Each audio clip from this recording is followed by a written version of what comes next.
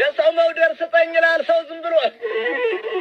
ጠባው ካማረ ማን ይጠላይ ብሎ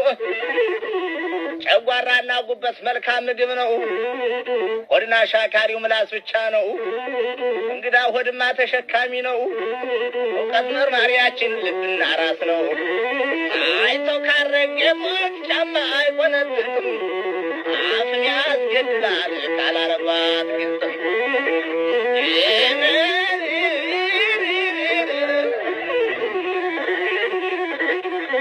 አባቴ በድሎኛ አሳርፊ ከማለት